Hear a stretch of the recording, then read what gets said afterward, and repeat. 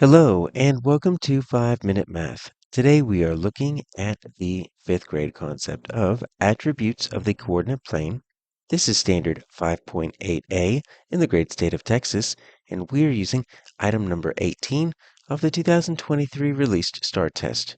If you haven't done so already, please go ahead and take a moment to pause the video, work this problem out on your own, unpause it, and we will look at our answers together. All right, so we have our coordinate grid here.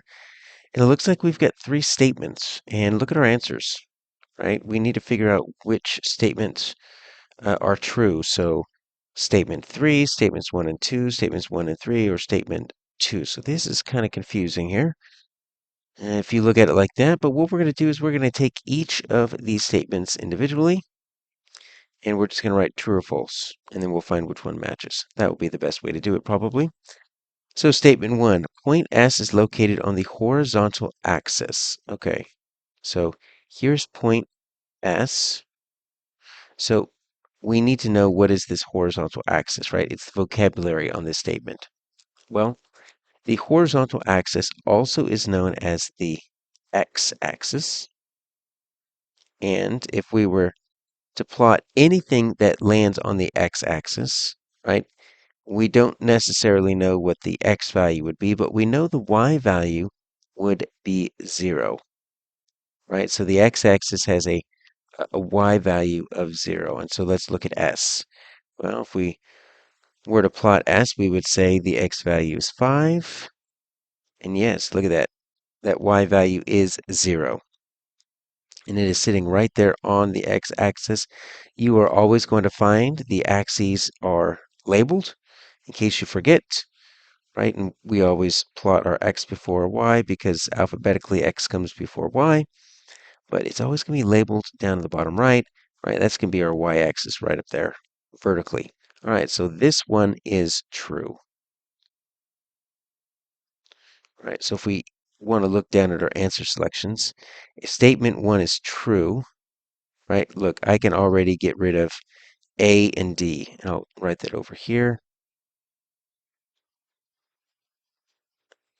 so we don't mess it up when we scroll up. Simply because A is true, and this the statement 1 is true, and A says statement 3 is the only one that's true.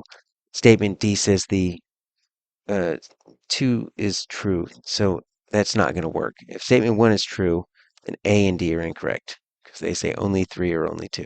All right, so we've eliminated 2 answers. We've only gone through the first one. Statement 2. Point Q is located at the origin, right? So this is a huge vocabulary word, right? So we are not going to find that labeled on here.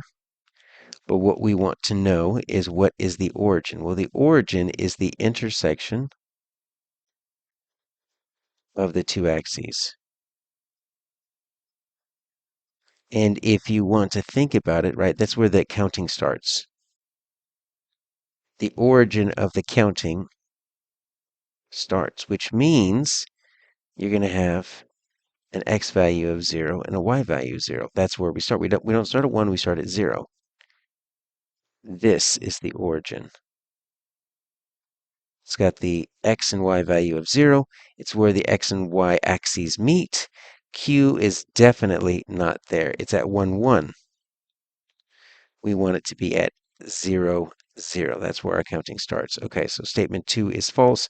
Let's look at B and C. Well, look, B says 1 and 2 is true. We know 2 is not true, which means I think the answer is C. C says 1 and 3 only, which means I am going to really hope that 3 is true. If 3 is true, we're good to go. If not, we messed up somehow. Point N is at the same distance from the origin as point S. Okay, so we already know the origin's right there. So point N vertically is 1, 2, 3, 4, 5 away. Now point S is horizontal. We're not caring about that. We're just caring about the distance. 1, 2, 3, 4, 5. Yes, they're in different directions. Obviously, the coordinates are going to be different, right? This is 0, 5. This is 5, 0. But yes, that is correct. So our answer here is C.